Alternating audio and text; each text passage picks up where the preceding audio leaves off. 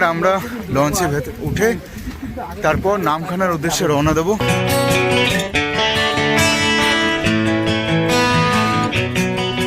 নমস্কার বন্ধুরা, আমি শঙ্কর, তোমরা দেখছো আমার চ্যানেল আরএসবি শঙ্কর। আজকে কিন্তু একটা নতুন ভ্রমণের পথে তোমাদের সকলকে জানাই স্বাগতম। আমি কপিলমুনি আশ্রমের সামনে থেকে, অর্থাৎ কপিলমুনি আশ্রম থেকে আজকের এই গল্পটা আমি শুরু করছি। বকখালি ভ্রমণ। তোমরা যারা গঙ্গাসাগর হয়ে বকখালি ভ্রমণ করতে চাইছো, কিভাবে বকখালি ভ্রমণ করবে, কি কোন পথ দিয়ে তোমরা বকখালিতে পৌঁছাবে, সেই গল্প কিন্তু আজকে আমার এই চ্যানেলের মাধ্যমে আমি তুলে ধরবো।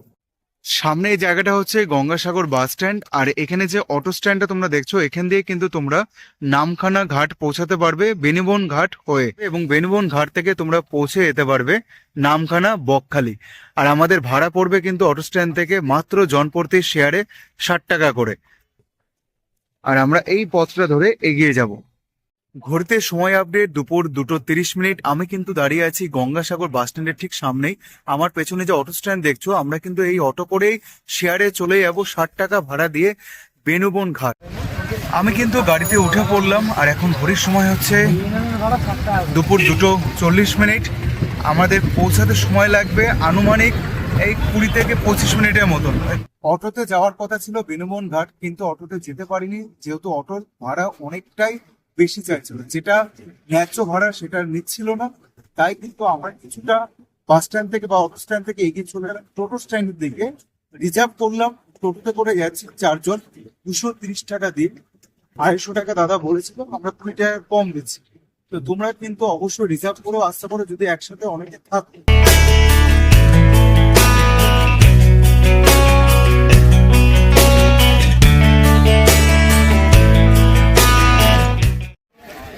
আমরা কিন্তু এই পথটা ধরে চলে এলাম বেনুবন ঘাট। আর এখানে কিন্তু ভেসেলের জন্য লাইন পড়েছে, তোমরা দেখতে পাচ্ছ। আর এখন ঘড়ির সময় যদি তোমাদের সাথে শেয়ার করে দিই 3:15। এখানে কিছু দোকানপাটও তোমরা পেয়ে যাবে, যেখানে আমার বন্ধু গজা নিয়ে নিয়েছে। এ দেখো, মাত্র 5 টাকা দিয়ে গজা খাবো এখন আমরা।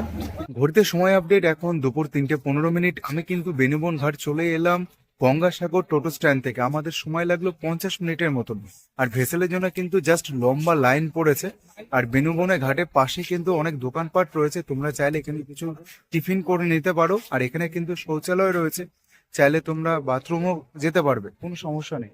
আর লাইনটা জাস্ট দেখো কত বড় লম্বা লাইন পড়েছে। ভেসেল আসবে, তারপর কিন্তু আমরা লঞ্চে করে আবার পৌঁছে যাব নামখানা ঘাট। অর্থাৎ আমরা গঙ্গাসাগর থেকে যেভাবে বকখালি পৌঁছাচ্ছি, আর এখান থেকে আমরা এখন নামখানা ঘাট যাব। খুব সুন্দর একটি মন্দির দর্শন করলাম, সত্যি ভালো লাগলো। আর এদিকে একটা সুন্দর দৃশ্য নির্মাণ করছে। ঘড়িতে সময় আপডেট এখন 3:45। একদম গেটের মুখের সামনে এসেও কিন্তু ভেতরে প্রবেশ করতে পারলাম না, অনেক সুন্দর লাইনে দাঁড়িয়ে রয়েছে। এই হচ্ছে লঞ্চে যাওয়ার রাস্তা। জাস্ট দেখো, একদম পরিষ্কার পরিচ্ছন্ন, কিন্তু দুঃখের বিষয় গেট আটকানো। একদম গেটের মুখের সামনে এসে আমরা আটকে গেছি। এই গেট খুলে দিল এখন।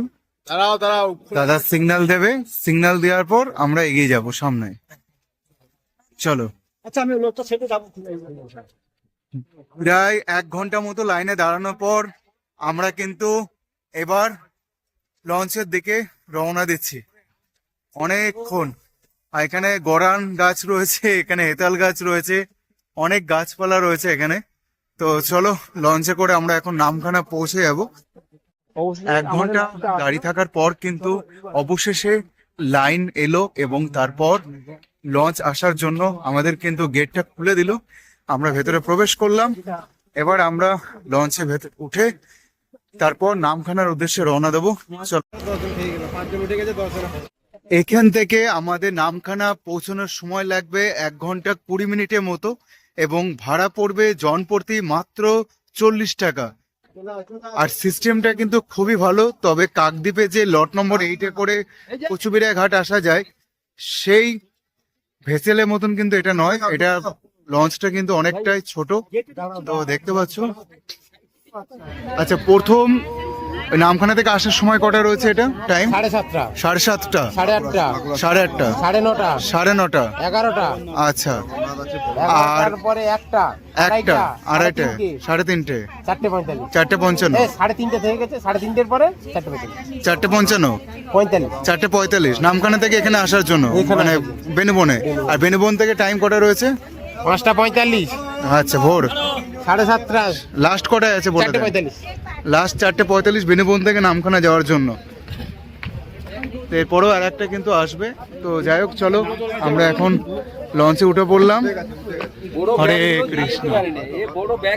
বলছি আমরা কি ওপরে থাকলে হবে? একটু ওপরে উঠে যাবে না? না, তো এই হচ্ছে এরিয়াটা। তো চলো আস্তে আস্তে আমরা ভেতরে প্রবেশ করব। এই দেখো বড় জায়গা রয়েছে, অনেকটা বড় জায়গা। ওপরে কিন্তু কাউকে দাঁড়াতে দিচ্ছে না, সবাইকে নিচে নামিয়ে দিল। আর এদিকে রয়েছে কিন্তু ইঞ্জিন বোর্ড, যেখানে মেনটেন করবে এখানকার কর্মরত যারা রয়েছেন। আর এখানে পরপর প্যাসেঞ্জারে বসার জায়গা। আর বাইরের ভিউটা যদি দেখায়, জাস্ট এই হচ্ছে বাইরের ভিউ পয়েন্ট। তোমরা দেখে নাও, সূর্য কিন্তু অস্ত যেতে চলেছে। সময় এখন কিন্তু বৈকাল 4:11। আমরা কিন্তু এখন লঞ্চের ভেতরে প্রবেশ করলাম। অনেকক্ষণ দাঁড়িয়েছিলাম, প্রায় 1 ঘন্টা মতন আমরা লাইনে দাঁড়িয়েছিলাম। তো টাইমটা তো জেনে নিলাম এবং তোমাদেরকে জানিয়ে দিলাম যে কোন কোন সময় তোমরা নামখানা থেকে বেনুবন এই ঘাটে আসতে পারবে এবং বেনুবন ঘাট থেকে তোমরা কিভাবে নামখানা ঘাটে পৌঁছাতে পারবে। তো এখন আমরা এখান থেকে পৌঁছাবো, আমাদের সময় লাগবে নামখানা ঘাটে পৌঁছানোর জন্য 1 ঘন্টা 15 এবং টিকিটের মূল্য নেবে জন প্রতি 40 টাকা। দেখতে দেখতে কিন্তু প্যাসেঞ্জার আস্তে আস্তে ভরে গেল, দেখতে পাচ্ছ।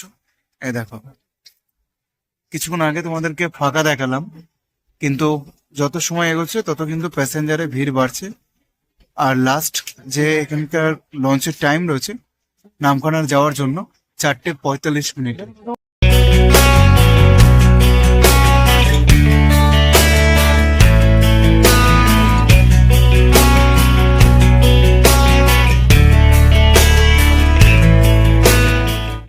একটা দিন তোমরা গঙ্গাসাগরে ছুটি কাটিয়ে কপিলমুনি আশ্রমে পুজো দেওয়ার পর তোমরা কিন্তু আমার মতন এইভাবে 40 টাকায় লঞ্চে করে পৌঁছে যেতে পারো নামখানা।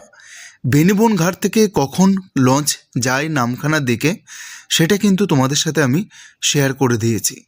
আর কিছুক্ষণ পর আমরা কিন্তু পৌঁছে যাব আমাদের গন্তব্যে। তবে প্যাসেঞ্জার কিন্তু বেশ ভালোই রয়েছে, যেহেতু আমি গঙ্গাসাগর মেলার সময় গিয়েছিলাম। আমরা কিন্তু এখন পৌঁছে গেলাম নামখানা ঘাট। আর এখান থেকে আমরা বাইরে বেরিয়ে প্রথমে যাব টোটো স্ট্যান্ড। তোমরা চাইলে টোটো করে বকখালি পৌঁছাতে পারো, তবে ভাড়াটা একটু বেশি পড়বে। এখন ঘড়ির সময় হচ্ছে বিকেল 5:47। আমরা কিন্তু বেনুবন থেকে পৌঁছে গেলাম নামখানা ঘাটে। নামখানা লঞ্চ ঘাট থেকে জাস্ট বাইরে বেরিয়ে চলে আসলে কিন্তু তোমরা দেখতে পারবে এখানে পরপর সারি সারি টোটো স্ট্যান্ড। এখান থেকে কিন্তু তোমরা বকখালি পৌঁছাতে পারবে। এখন দেখো বকখালি ভাড়া কত টাকা নিচ্ছে সেটা তোমাদেরকে একটু জানাবো। নামখানার টোটো স্ট্যান্ড থেকে বকখালি পৌঁছাতে হলে রিজার্ভ ভাড়া নেবে 300 টাকা, অর্থাৎ জন প্রতি 60 টাকা, 5 জনের সিট। আমি 10 টাকা ভাড়া দিয়ে নামখানা স্টেশন হাই রোড চলে এলাম। স্টেশনের বাইরে কিন্তু তোমরা পেয়ে যাবে অটো। এই দেখো এখানে সারি সারি অটো রয়েছে। আমরা কিন্তু নামখানা লঞ্চ ঘাট থেকে স্টেশনে চলে আসলাম এবং স্টেশন থেকে জাস্ট আমরা এই পথটা ধরে চলে আসলাম। আর এখানে রয়েছে কিন্তু অটো। 27 কিলোমিটার পথ অতিক্রম করে আমরা বকখালি পৌঁছে যাব। ভাড়া পড়বে জন প্রতি মাত্র 40 টাকা, আর বাসে করে গেলে তোমাদের ভাড়া পড়বে মাত্র 30 টাকা।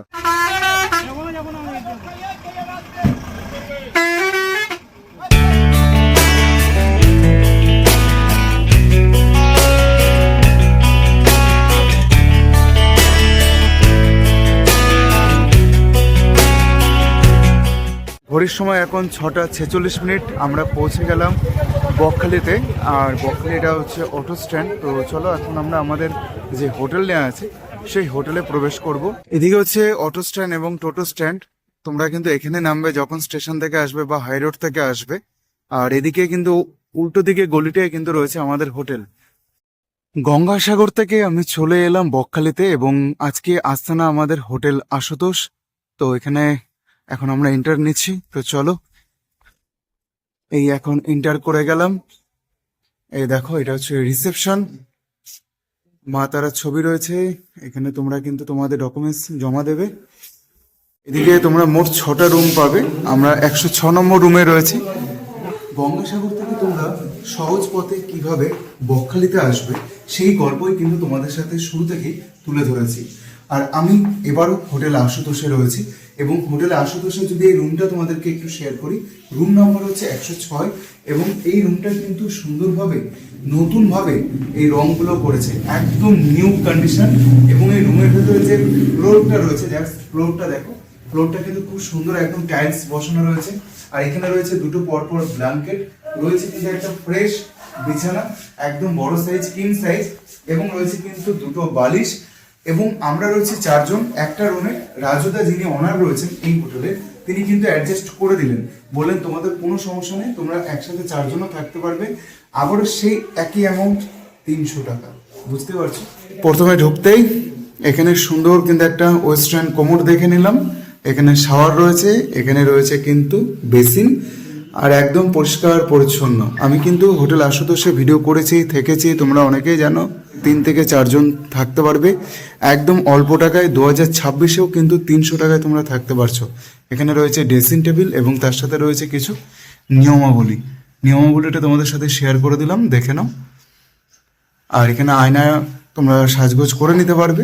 আর ঠিক বিছানার পাশে রয়েছে কিন্তু একটা জানালাটা তোমরা ব্যবহার করতে পারো, বাইরে প্রাকৃতিক আবহাওয়া তোমরা নিতে পারবে। আর এটা কিন্তু এসি রুম আছে, তবে এসির এখন প্রয়োজন নেই, যেহেতু শীতকাল। ফ্যানের ব্যবস্থাও রয়েছে, নতুন করে একদম ডেকোরেট করেছে, রং টং করে, প্রিন্ট করে, খুব সুন্দর লাগছে এই রুমটা। এই রুমে আমি এর আগে ছিলাম, ভিডিও করেছি, তোমরা সকলেই জানো। তো চলো, হোটেলে ব্যাগপত্র রেখে একটু ফ্রেশ হয়ে পৌঁছে গেলাম সি বিচের দিকে। এখানে একটি মন্দির দেখে তোমাদেরকে দেখালাম, এবং সি বিচ মার্কেটটা কিন্তু রাত্রেবেলা বেশ জমজমাট থাকে। সন্ধ্যে 6টা থেকে রাত 10টা পর্যন্ত তোমরা কিন্তু এই মার্কেট খোলা পাবে, যেখানে রয়েছে নানান রকমের মাছ, ফ্রেশ মাছ। একটা কথা তোমাদের সাথে শেয়ার না করে পারছি না, দীঘা এবং পুরীতে যে সকল বন্ধুরা মাছ ভাজা টেস্ট করে দেখেছো, আমি তাদেরকে সাজেস্ট করব বকখালিতে তোমরা যে কোনো ফিশ স্টল থেকে মাছ একবার আহার করতে পারো। আমার তো বেশ লাগে, কারণ এখানে প্রত্যেকটি মাছের দোকান সুন্দর। তবে প্রত্যেকবার আসলে আমি এই লাবণ্য ফিশ ফ্রাই স্টল থেকেই সুন্দরভাবে মাছ আহার করি।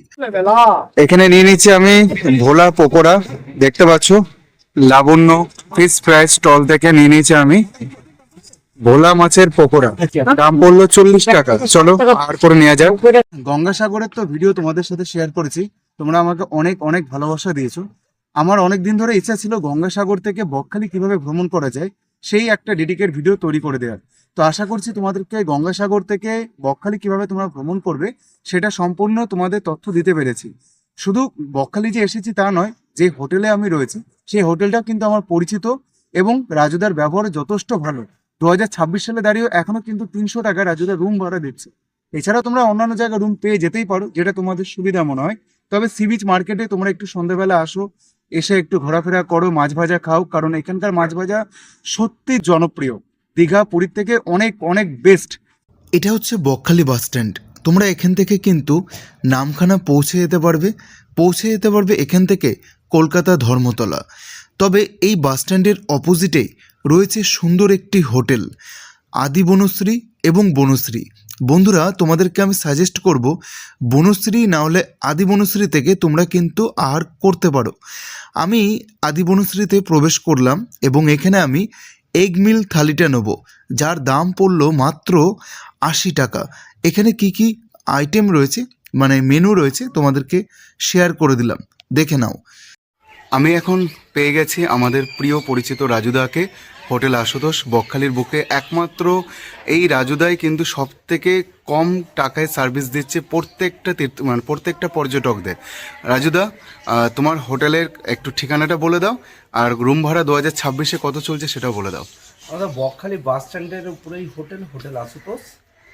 আর আমাদের 2026-এ সারা বছর থাকবে 300 টাকা করে রুম ভাড়া। ওকেশন পিরিয়ডে রুমের ভাড়াটা একটু বেশি থাকে। শনি রবি আর যখনই আসবেন না কেন সব 300 টাকা করে, আর কাপেল কাস্টমার অ্যালাও আছে। সিঙ্গেল এলাও আছে? সিঙ্গেল অ্যালাও নেই, কাপেল কাস্টমার অ্যালাও আছে। আনম্যারিড কাপেল অ্যালাউ রয়েছে, অবিবাহিত অ্যালাউ রয়েছে আর কি। এসি রুমের রেট কি আছে? এসি রুমের রেট 730 টাকা, আর নন এসি 300 টাকা, এসি 730। তো বুকিং ফোন নাম্বারটি একটু বলো। 7602514570। আর একটা নম্বর হচ্ছে 7601986750। ঠিক ধন্যবাদ আছে দাদা। রাজুদাকে অসংখ্য ধন্যবাদ। তোমরা অবশ্যই হোটেল আশুতোষ ভিজিট করো, রাজুদার সাথে মিট করো। চলো টাটা। আমি কিন্তু এই মুহূর্তে পৌঁছে গেলাম হোটেল আশুতোষে। গঙ্গাসাগর থেকে বকখালি পৌঁছানোর সঠিক নিয়ম, সহজ পথ এবং অল্প সময়ে তোমরা কিভাবে পৌঁছাবে সেই গল্পই নিয়ে কিন্তু আমি শুরু করেছিলাম কপিলমুনি আশ্রম থেকে। আর এখন ঘড়ির সময় যদি তোমাদেরকে বলি, সন্ধ্যে 6:55। আমি হোটেল আশুতোষে এখন চেকিং করলাম এবং ভিডিওটা আমি আজকে এখানেই এন্ড করছি। আশা করছি তোমাদের ভিডিওটি ভালো লেগেছে। যদি ভালো লাগে পাশে থেকো, সাথে থেকো। আবার দেখা হচ্ছে নতুন গল্পে, নতুন পর্বে। ততক্ষণ সকলে ভালো থেকো। Tata, bye bye.